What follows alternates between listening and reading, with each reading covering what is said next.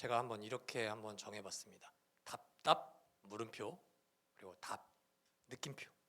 네, 최근에 제가 한번 조정민 목사님이 쓰신 책의 제목 중에 하나예요. 답답 답. 조정민의 답답답. 네, 답답함 가운데 답으로 응답한다. 뭐 그런 뜻인데요. 지난주에 우리가 디도서를 함께 묵상하고 그리고 지난주 주일날 우리 경현 성도님이 이제 주차장에서 나눴던 얘기들 가운데 이런 오늘 본문이 참 관통하는구나 그런 걸 좀 느꼈던 것 같아요. 우리가 3년이라는 시간이 벌써 이렇게 지나가는지 모르는데 2020년에 결코 일어나서는 안 되는 사건이 하나가 있었습니다. 어떤 사건인지 기억은 다 안 나시는데 이 6글자만 말하면 어떤 사건인지 다들 기억나실 거예요. 어떤 글자냐? 정의나 미안해. 여러분 어떤 일인지 아시죠? 양천구의 입양아를 학대해서 정말 끔찍하고 잔혹하게 이 아이가 사망에 이르게 한 사건입니다. 이때 참 신기한 경험을 해요. 우리나라 대한민국이라는 나라가 사실 좌우가 진짜 갈등이 너무 심해서 어떤 일에 화합된 적이 거의 없거든요. 근데 이때는요, 연예계도 하나가 되고요, 종교계도 하나가 되고요, 정치계도 하나가 돼요. 그래서 분노합니다. 사람이 어떻게 아이를 이렇게 죽일 수 있냐? 사람의 탈을 쓰고 이 사람들은 절대 사람이라고 할 수 없다. 이 사람들은 사람의 탈을 쓴 뭐다? 악마다. 다들 그렇게 얘기했어요. 우리도 욕하지 않았습니까? 우리도 분노했습니다. 손가락질 당연히 했죠. 사람들마다 챌린지가 일어나기 시작합니다. 정의나 미안해. BTS, 연예인들, 정치인들, 일상생활에서 모든 사람들이 우리가 미안해, 지켜주지 못해 미안해. 이제는 지켜줄게. 이후로 이제 어린이집마다 어떻게 살아가는지는 잘 모르겠어요. 근데 제가 놀랐던 사건은 그 사건도 물론 놀랐지만 이 사건의 조사가 진행되는 과정 가운데 밝혀진 거예요. 그게 뭐냐? 가해자가 뭐였죠? 기독교인이었어요. 그냥 기독교인이 아니에요, 여러분.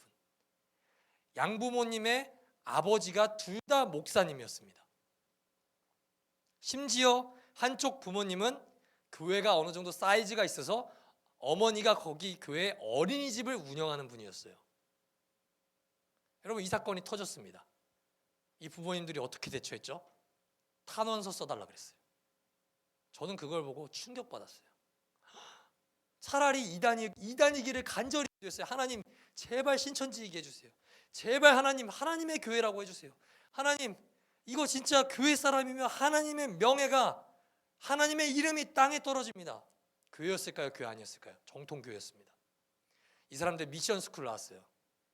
우리나라 대학 중에서 가장 신실하다고 소문난 한동대학교 둘 다 졸업했습니다. 여러분, 이 사람들이 어떻게 했다고요? 정인이라는 아이를 그렇게 죽였다고요. 이 사실이 알려지면서 당연히 교회의 명예는 땅으로 추락합니다. 원래도 추락할 명예도 거의 안 남았어요. 근데도 땅으로 더 추락합니다. 기독교가 어떤 별명을 갖게 되었죠? 개독교. 여러분, 저는요, 그렇게 욕하는 사람들 그거 아니야 라고 말을 못 하겠더라고요. 왜냐? 현실이니까요. 저는 그 사건을 통해서 그 사건을 비롯해서 여러 크리스천들이 저지르는 범죄, 그리고 일상 속에서 들려지는 크리스천들의 그런 삶에서 전혀 나타나면 안 되는 행동들을 보면서 한 가지 문장을 제가 생각했습니다. 그게 뭐냐? 우리는 성경을 통해서 예수님을 보지만 세상은 우리를 보면서 예수님을 본다. 우리는 성경을 읽으면서 예수님이 누군지 읽지만 세상의 모든 사람들은 우리의 삶을 읽으면서 예수 그리스도가 누군지를 읽는다는 거예요. 오늘 바울이 디도에게 쓴 편지 2장을 통해서 우리가 이것을 조금 더 구체적으로 나눠봤으면 좋겠습니다. 여러분, 디도서는요, 디모데 전후서와 같이 바울이 어떤 교회에 쓴 편지가 아니에요. 디도는 교회 이름이 아닙니다. 디도는 사람 이름이에요. 바울이 목회 서신이라 그래서 사람 개인에게 편지를 보낸 게 2개가 있습니다. 첫 번째가 디모데 전후서, 두 번째가 디도서예요. 디모데에게 보낸 편지, 그리고 디도에게 보낸 편지입니다. 디도에게 편지를 왜 썼냐? 바울이 디도랑 전도 여행, 그리고 우리가 신학적인 용어로 2차 선교 여행을 다니면서 크레테 섬이라고 있어요. 지금도 크레테 섬이라 그래요. 그 섬에서 교회를 세웁니다. 근데 바울이 계속 이 일정을 전도 여행을 하면서 다른 교회로 순회했어야 됐어요. 근데 이 교회가 불안정한 거예요, 뭔가. 그래서 자기가 아들처럼 생각하고 믿고 맡길 수 있는 사람이 누구였냐? 바로 디도였어요. 근데 이 크레테 섬이 이제 개역개정 옛날 성경을 그레데라고 써 있는데, 크레테 섬이 어떤 섬이었냐? 평화와 사랑이 넘치는 섬이 아니었어요. 1장 12절과 16절을 통해 여기 사는 사람들이 어떤 사람들인지 분위기가 나타납니다. 크레테 사람 가운데서 예언자라 하는 어떤 사람이 말하기를, 크레테 사람은 예나 지금이나 거짓말쟁이요 악한 짐승이요 먹는 것밖에 모르는 게으름뱅이다 하였습니다. 16절, 그들은 입으로는 하나님을 안다고 말하지만 행동으로는 부인하고 있습니다. 그들은 가증하고 완고한 자들이어서 전혀 선한 일을 하지 못합니다. 여러분, 대놓고 우상을 섬기는 사람들, 하나님 몰라, 나는 그냥 우리 토속신앙 섬길 거야, 뭐 바알 섬길 거야, 우상 섬길 거야, 이런 사람들이 문제였지만 더 큰 문제는 누구였다? 하나님을 안다고 말하는데, 우리식대로 표현하자면 하나님 믿는다고 말하는데, 교회 다닌다고 말하는데, 예수 믿는다고 말하는데 삶으로는 전혀 믿지 않는 사람과 다를 바 없는 사람들, 전혀 선한 일을 하지 못하는 사람들이 그 크레테 섬에는 너무나도 많았다는 거예요. 그래서 바울은 디도에게, 크레타 섬의 성도들에게 바른 교훈, 그리스도인으로서 어떤 선한 삶을 살아야 되는지를 강력하게 디도에게 권고해라 라고 말하는 편지가 바로 디도서입니다. 그리고 2장 내용이에요. 2장 1절부터 2절부터 10절까지는 바울은 늙은 남자, 늙은 여자, 젊은 남자, 젊은 여자를 대상으로 어떻게 선한 삶을 살아야 돼 라고를 이렇게 얘기합니다. 서로 순종하는 삶, 거리낄 게 없는 삶, 절제하는 삶, 사랑하는 삶, 이렇게 살아야 하는 이유가 무엇인지를 5절과 10절에서 이렇게 말합니다. 5절 한번 여러분 성경으로 보십시오. 그래야 하나님의 말씀이 비방받지 않을 것입니다. 여러분 10절도 한번 볼까요? 모든 일에 우리의 구주이신 하나님의 교훈을 빛낼 것입니다. 할렐루야. 여러분, 제가 오늘 시간 관계상 2절부터 10절까지 어떻게 살라는 거는 사실 뻔해요. 서로 사랑하고 순종하고 절제하고 살라는 건 우리 성경에 다 적혀 있어요. 선한 일이 어떻게 사는 게 선한 일입니까, 목사님? 여러분, 저한테 이런 거 질문하지 않잖아요. 근데 우리가 삶으로 나타내는 복음만이 세상 사람들에게 비방받지 않고 빛이신 예수 그리스도를 빛낼 수 있다면, 여기까지는 우리가 물어보지도 않고 초등학생도 다 아는 이야기인데, 문제는 제가 설교 서두에 말했던 사람들이에요. 전혀 삶의 현장 속에서 그리스도인임이 드러나지 않는 사람들. 이 사람이 예수를 믿는지 아니면 예수를 믿는다고나 하는데 도대체 뭔 차이가 있는 건지 구별이 안 되는 사람들이 이 세상 가운데도 그때도 너무나도 많다는 거예요. 선한 일 전혀 못하는 현실, 그 이유가 뭘까요? 내가 그리스도인인데, 내가 예수 믿는데, 교회 다니는데 내 삶 가운데 선한 영향력이 하나도 나타나지 않는 현실, 그 이유가 뭘까요? 저는요, 디도서 2장에 그 답이 있다고 생각해요. 그리스도인들이 선한 삶을 살아가는 방법을 오해하고 있기 때문이에요. 자, 제가 방금 전에 말씀드린 것처럼 1절부터 10절까지는 어떻게 살아야 돼를 이야기했어요. 이런 게 선한 삶이야. 근데 이거를 말하는 방법이 두 가지가 있습니다. 첫 번째, 영훈아, 너 절제해야 돼. 경현아, 술 마시면 안 돼. 그러니까 경현이가 이렇게 얘기해요. 아, 나 못해. 그러니까 영훈이가 이렇게 얘기합니다. 더 노력해야 돼. 해보려고 하는데 안 돼. 여러분, 이게 뭐예요? 율법이에요. 절제해야 돼. 정신 차려. 말씀 읽어야 돼. 기도해야 돼. 나 못해. 해보려고 하는데 안 돼. 더 해야지. 진짜 노력하는데 안 돼. 여러분, 이 방법으로 사람은 변화가 될까요? 안 될까요? 안 됩니다. 나도 변화 안 돼요. 더 나아가 남도 변화시키지 못해요. 이 방법을 통해서 얻는 거는 딱 하나입니다. 뭐냐? 정죄예요, 정죄. 아유, 진짜 우리 아내, 우리 남편 징그럽게 안 변한다. 아우, 우리 직원 진짜 안 변해. 더 나아가 나한테도 뭐라 그래요? 아, 나도 진짜 안 변한다. 이 패턴을 절대 벗어날 수 없어요.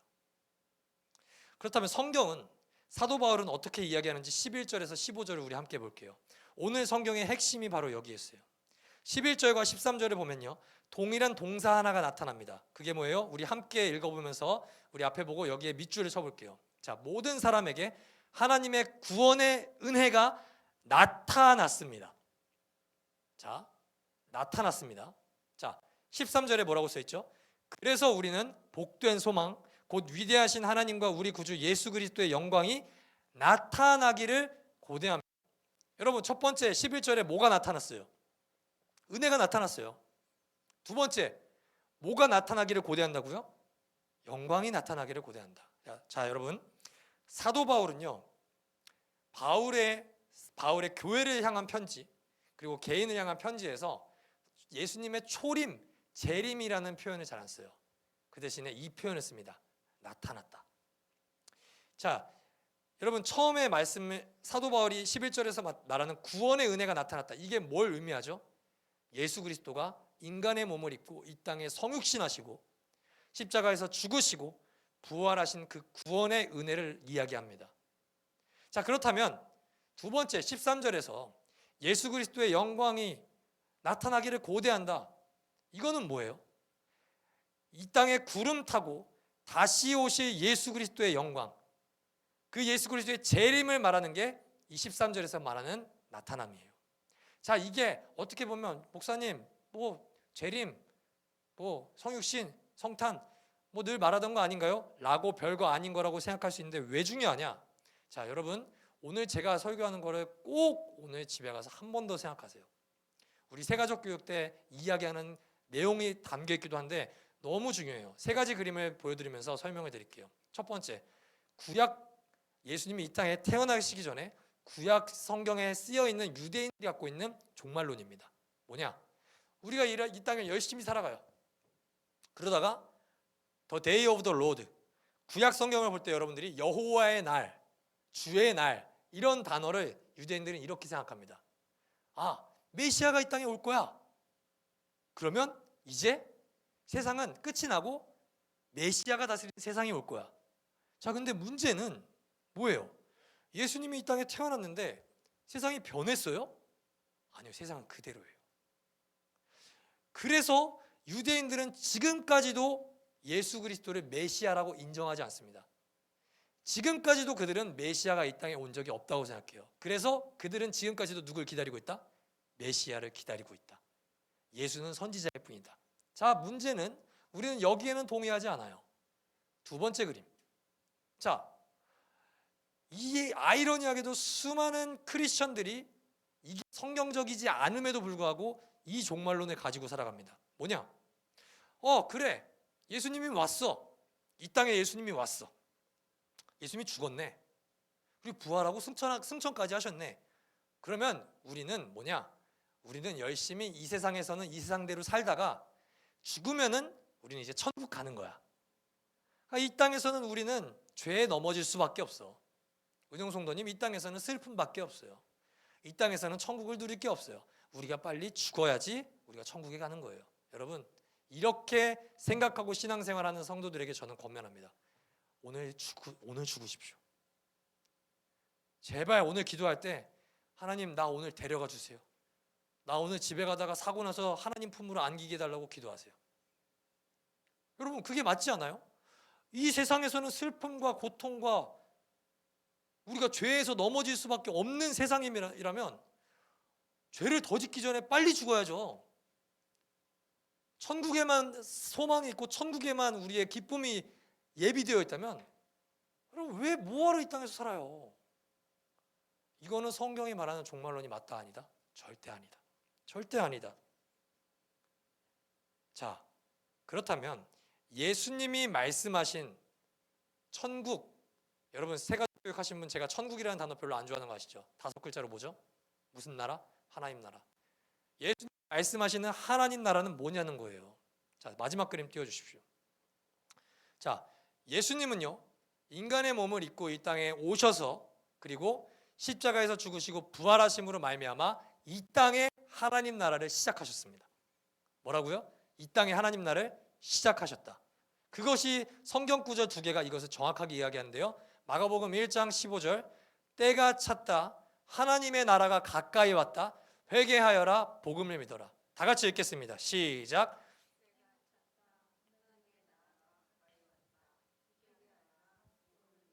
자, 두 번째 골로새서 1장 13절에서 14절. 다 같이 읽겠습니다. 시작.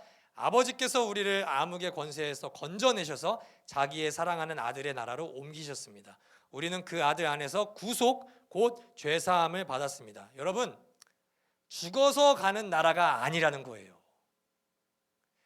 예수님이 이 땅에 오심으로 말미암아 하나님 나라가 가까이 왔고, 죽으시고 부활하심으로 말미암아 하나님 나라가 지금 우리가 발을 딛고 있는 이 세상에서 시작됐다는 거예요. 그러니까 지금 우리가, 다시 그 그림 한 번만 띄워주세요. 세 번째 그림. 지금 우리가 살아가는 우리가 지금 어디 있어요? 저 네모칸 안에 있어요. 우리가 살아가는 이 시대는 눈으로 보여요. 그냥 눈에 보이지 않는 하나님 나라가 있다 없다? 있다. 분명하게 있다. 근데 문제는, 이 그림 계속 띄워놔 주세요. 여기서 부작용이 생기는 게 뭐냐면은, 이 바울이 말한 11절에 은혜가 나타났다만 붙잡고 사는 사람들이 있고, 13절에 나타나실 영광만 붙잡고 사는 사람들이 있어요. 이 두 가지를 붙잡지 않고. 자, 예를 들어 볼게요. 자, 이 그림에 나를 위해 죽으시고 부활하신 예수 그리스도의 십자가만 붙잡고, 그 은혜만 붙잡고 사는 사람들이 어떤 현상이 나타나면은, 아, 나 구원 받았으니까 됐어. 그래, 예수님이 나를 위해서 죽으셨어. 나를 위해서 부활하셨어. 그래, 알겠어. 나 구원 받았네. 끝난 거 아니야? 뭐 더 필요해? 이런 사람들은요, 교회에 와서도 항상 어떤 것만 간구하냐? 위로만 간구합니다. 아, 예수님, 저 위로받고 싶어요. 저 지난주에 너무 힘들었어요. 저를 위로해 주세요. 제가 너무 힘듭니다. 그리고 이 사람들에게 나타나는 현상은 헌신이 없습니다. 헌신이 없기 때문에 이 사람들은 내가 신앙적으로 어떻게 성장을 하겠다는 목적과 목표도 없습니다. 여러분 기억하세요. 헌신이 없는 성도들에게 간증은 절대 없습니다. 그러니까 십자가의 은혜만 붙잡고 살아가는 사람들은 교회에 오는 거로 만족해요. 일상 가운데 그리스도의 장성한 분량에 이르기까지 예수 그리스도의 지상명령에 동참하려는 헌신은 절대 없습니다. 그래서 뭐가 없다고요? 간증이 없다고요. 예수 그리스도의 복음을 설명할 수 있어요. 위로도 받을 수 있어요. 그런데 사람들에게 나 예수 그리스도를 만나서 내가 이렇게 삶을 번졌는데 내 삶 가운데 이러한 일이 없다, 이러한 일이 있었다 라는 간증이 없어요. 왜냐? 말할 게 없거든요. 그냥 구원받은 걸로 끝이에요. 하나님 나라를 위해 소망하는 게 없어요. 소망하는 게 다 어디 있어요? 이 땅에만 있어요. 저 초록색 선에만 있어요. 그러니까 은혜 받았어요. 위로 받았어요. 근데 하나님께 주일날 와서 기도하는 게 뭐예요? 항상 물질과 형통이에요. 하나님 나라를 소망하는 게 하나도 없어요. 이 은혜만 붙잡고 살아가는 사람들의, 세상 사람들이 봤을 때는 나랑 다를 게 없어요. 왜냐? 그래, 주일날 가서 얘는 위로는 받는 것 같아. 근데 내가 원하는 거랑 내가 살아가는 삶이랑 다른 게 전혀 없어. 그러니까 이 사람을 통해서 복음이 증거될까요? 안 증거될까요? 증거되지 않아요. 자, 반대로 은혜는 내가 기억하지 않고 다가올 영광만 미친 듯이 고대하는 사람들은 어떤 현상이 발생하냐? 열심히 해요. 주일 예배뿐만이 아니라 열심히 기도하고 열심히 말씀 읽고 열심히 헌금, 헌신 모든 거 다 합니다. 근데 뭐가 없냐? 기쁨이 없습니다. 내 노력으로 보상을 받으려고 그래요. 여러분, 제가 간절히 부탁드리는 게 있어요. 여러분이 나중에 교회 일을 하실 때 힘들다, 내려놓으세요. 내려놓으세요. 괜찮아요. 많은 목사님들이 잘못 가르치는 게 있어요. 그 자리를 지켜야 돼. 여러분, 은혜 빠졌을 때 그 자리 지키면 교회 떠납니다. 하나님의 일은요, 헌신은요, 열심으로 되지 않아요. 열심으로 하나님 일 하려다가 탈진합니다. 은영 성도님 기억하세요? 내가 은혜 없이 반주하는 순간 나중에 반주가 은영 성도님한테 짐이 됩니다. 마찬가지예요. PPT 예배 정리하는 거, 예배 세팅하는 거, 은혜를 기점으로, 은혜를 기반으로 하지 않으면 여러분 나중에 탈진해요. 탈진. 왜냐? 하나님으로부터 주어진 은혜에 감사해서 하나님의 일에 헌신을 해야 되는데, 내가 헌신하면 하나님이 나에게 천국의 상급을 주느니, 이 땅에 보상을 주느니, 이렇게 접근하면요 반드시 탈진합니다. 그리고 하나님의 일을 하다가 어떤 감정이 생기냐? 부담이 생깁니다. 아, 예배 그렇게까지 해야 돼요? 아, 해봤는데 안 돼요. 해봤는데 나에게 주는 보상이 없어요. 여러분, 보상받으려고 신앙생활 하는 순간 죄송하지만 믿음 끝장납니다. 은혜 받은 사람이 하는 거예요. 은혜 받은 사람. 은혜 누리는 사람이 헌신하는 겁니다. 여러분, 이 두 가지 중에 하나만 붙잡고 신앙생활 할 때 나도 답답하고 세상이 나를 볼 때도 답답합니다. 다시 말할게요. 세상이 나를 봤을 때 은혜 없이 오는 영광만 바라보는 사람은 기뻐 보이지 않아요. 답답해 보여요. 쟤는 주일날까지 가서 일을 평일날 그렇게 하는데 주일날까지 가? 쟤 진짜 힘들겠다. 왜냐? 삶 속에 기쁨이 없는데. 아니, 평일날 사람들에게 보여지는 가운데 하나님의 은혜에 대한 기쁨을 놓치고 사는데 누가 교회 가고 싶어요? 두 번째, 올 영광을 놓치고 살아가는 사람들. 쟤는 교회는 기쁨으로 다니는 것 같아. 근데 내가 원하는 삶이랑 다른 게 없어요. 그럼 뭐하러 교회 가요? 저와 여러분 따라서 차이점이 있어야 되는 거 아니에요? 하나님의 나라랑 이 세대는요, 평행선이에요. 완전히 달라요. 같을 수가 없어요. 아예 섞일 수가 없다니까요. 그냥 우리가 이 땅을 밟고 살아가는 것 뿐이지 가치가 달라요. 왜냐? 이 세상의 주인, 공중 권세를 잡은 자와 오는 세대의 주인이 다르기 때문이에요. 이 세대의 주인도 당연히 하나님이세요. 근데 눈에 보이지 않아서 사람들이 착각합니다. 여러분, 바울은요, 예수님의 가르침에 근거하여서 11절에 이미 시작된 은혜, 그리고 13절에 아직 완성되지 않은 하나님 나라의 사이에 있는 그리스도의 삶을 12절을 통해서 정확히 이야기합니다. 12절 다 같이 읽겠습니다. 시작. 그 은혜는 우리를 교육하여 경건하지 않음과 속된 정욕을 버리고 지금 이 세상에서 신중하고 의롭고 경건하게 살게 합니다. 여러분, 어디에서요? 지금 이 세상에서 살게 합니다. 뭐가요? 은혜가요. 이 은혜가 우리를 바꾼다니까요. 이 은혜가 우리를 뒤집어 놓는다니까요. 근데 사람들이 바뀌기 싫어해요. 왜냐? 세상이 좋아서. 여러분, 은혜를 경험한 사람들은요, 이 세상에서 매력을 느끼지 못합니다. 더 좋은 차, 더 비싼 옷, 더 넓은 집, 이런 거의 가치에 휘둘리지 않아요. 왜냐? 이게 하나님 나라에 아무 의미가 없거든요. 영원하지 않음을 깨닫거든요. 그래서 이 은혜를 내가 진짜로 만난 사람들은 어떤 것을 추구하느냐? 위의 것을 추구하며 삽니다. 어떤 게 하나님이 기뻐하시는 일인지, 어떤 게 하나님이 좋아하시는 일인지, 어떤 게 하나님이 칭찬하시는 일인지 그것을 붙잡고 살아가는 사람들이 바로 하나님 나라의 복음을 깨달은 그리스도인들이에요. 아멘. 자, 은혜를 붙잡은 사람에게 13절에서 14절의 이 두 절에서 세 가지 변화가 나타납니다. 첫 번째, 따라합시다. 새로운 소망. 자, 우리 뒤에서 은혜가 우리를 밀어줘요. 우리 삶의 은혜가 원동력이 되게 해야 돼요. 그러면 우리 앞에 뭐가 있냐? 소망이 있어요. 하나님 나라를 소망하게 돼요. 이전에는 세상적인 것을 소망하면서 살아갔어요. 그런데 이제 하나님의 것을 소망하면서 살게 돼요. 이전에는 유튜브에 미쳐 살았고, 이전에는 내가 어떻게 하면 돈을 모을까 미쳐 살았고, 이전에는 어떻게 나를 꾸밀까 미쳐 살았는데 그런 거에 미쳐 살지 않는다고요. 말씀에, 기도에, 이웃과 함께 나누는 삶에, 죄가 주는 쾌락이 아니라, 눈에 보이는 재물이 아니라, 사람에게 인정받는 명예가 아니라 하나님과 함께하는 삶, 동행하는 삶, 이웃과 나누는 삶, 성령 충만한 삶을 소망하게 된다는 거예요. 여러분, 무엇을 소망하고 계십니까? 여러분이 어떤 그리스도인인지는 내가 무엇을 소망하는지를 보면 정확하게 나타납니다. 여러분, 무엇을 소망하세요? 무엇을 간절하게 기도하십니까? 그게 우리의 현 주소예요. 신앙의 현 주소.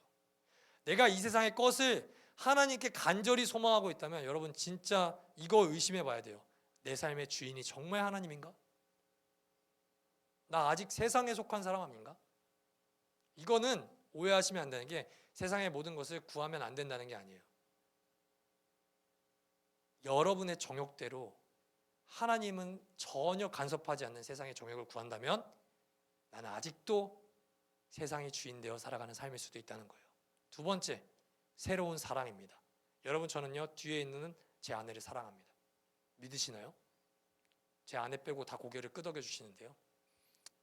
제가 아내를 섬기고요, 제가 아내를 사랑하는 이유는 더 큰 사랑을 제가 아내에게 얻고 싶어서가 아니에요. 아내가 이미 저한테 자신을 내어준 사람이기 때문입니다. 아내가 저를 먼저 사랑해 줬기 때문에 제가 그 사랑에 감동하고 제가 그 사랑에 감격해서 아내를 사랑합니다. 여러분 왜 예수님 섬기세요? 여러분이 더 섬겨야지 예수님이 뭔가를 얻어줄 것 같아요? 그렇게 사랑하면요, 여러분 나중에 공허함만 찾아옵니다. 내가 예수 그리스도를 사랑하는 이유, 내가 예수 그리스도를 섬기는 이유 딱 하나예요. 예수가 먼저 나를 사랑했기 때문입니다. 나를 위하여 먼저 생명을 주었기 때문입니다. 그 은혜에 감격해서, 그 은혜에 감동해서 나도 예수님을 사랑하는 거예요. 마지막으로 새로운 정체성입니다. 우리 14절 마지막으로 한번 읽겠습니다. 시작. 그리스도께서는 우리를 위하여 자기 몸을 내주셨습니다. 그것은 우리를 모든 불법에서 건져내시고 깨끗하게 하셔서 선한 일에 열심을 내는 백성으로 삼으시고. 자, 구원에 대한 임의와 아직을 설명하면서 바울은 선한 일에 열심을 내는 백성으로 삼으시려는 것이라고 이야기하죠. 이것을 에베소서 2장에 동일하게 이야기합니다. 에베소서 2장은 우리가 어떻게 구원을 얻는지를 설명해요. 하나님의 은혜의 선물로 얻는 구원이야. 근데 그걸로 끝나지 않아요. 자, 읽겠습니다. 시작. 우리는 하나님의 작품입니다. 선한 일을 하게 하시려고 하나님께서 그리스도 예수 안에서 우리를 만드셨습니다.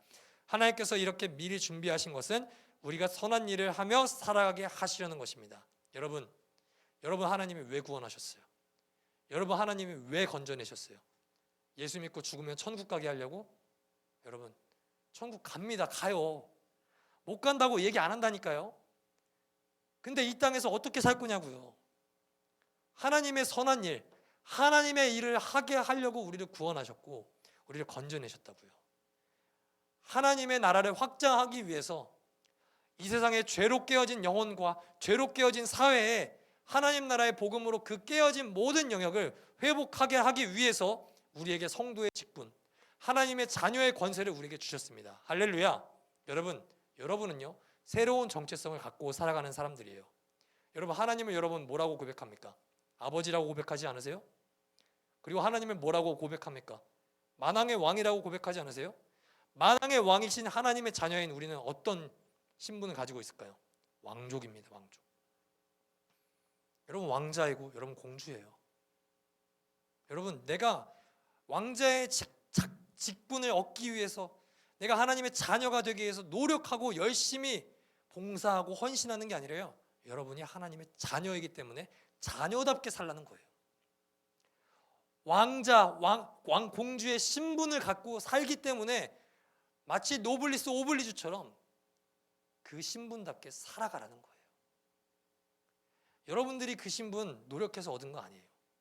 하나님이 먼저 이 땅에 자신이 오셔서 죽으시고 선물로 우리에게 그것을 선물로 주셨어요.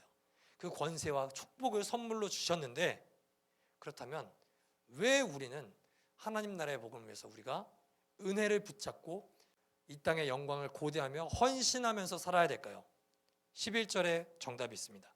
11절 우리 읽고 오늘 설교 마무리하겠습니다. 11절 다 같이 읽겠습니다. 시작. 모든 사람에게 하나님의 구원의 은혜가 나타났습니다. 여러분, 사랑하는 성도 여러분, 이 말을 정확하게 번역하면요, 1절부터 10절까지 선한 삶을 살아야 하는 이유가 다 여기 있어요. 하나님이 모든 사람에게 하나님의 구원의 은혜가 나타나기를 허락하셨어요. 흑인도 구원받을 수 있어요. 죄인도 구원받을 수 있어요. 백인도 구원받을 수 있고, 늙은 남자, 늙은 여자, 젊은 남자, 젊은 여자 다 구원받을 수 있어요. 그런데 그 사람들에게 은혜가 누굴 통해 나타날까요? 우리를 통해 나타납니다. 대한민국이 이렇게까지 예수 믿는 사람이 많이 생긴 거, 이 땅에 피 묻은 선교사들의 희생이 있었습니다. 여러분, 한국 교회가 아무리 욕을 먹어도요, 하나님 나라는 무너지지 않아요. 왜요? 그렇게 그리스도인답지 못하게 사는 사람들보다 그리스도인이 전해주는 복음의 능력과 구원의 은혜와 장차올 영광의 소망은 더 크기 때문입니다. 압도하기 때문입니다. 이 은혜는 성경을 삶으로 사는 우리들을 통해서 전달됩니다. 그리스도인으로 사는 거 여러분 쉽지 않아요. 성경에 쉽다고 표현한 적 없어요. 저 여러분들이 그리스도인으로 사는 거 쉽다고 얘기한 적 한 번도 없어요. 앞으로도 어렵다고 얘기할 거예요. 직장에서 그리스도인답게 기도하고 복음 전하고 사는 거 어렵죠? 친구들 술자리 가서 나 예수 믿기 때문에 술 안 마셔. 눈치 보이죠? 여러분 근데요, 세상의 문화와 반대되기 때문에 절제하고 거룩을 추구하고 자신을 헌신하는 삶이요, 은혜가 있기 때문에 기쁩니다. 가능합니다. 기독교는요, 고행을 나타내는 종교가 아닙니다. 기독교는요, 금욕을 살아가는 종교가 아닙니다. 기독교는요, 하나님 나라, 하나님의 통치를 받는 사람들이 살아내는 진리입니다.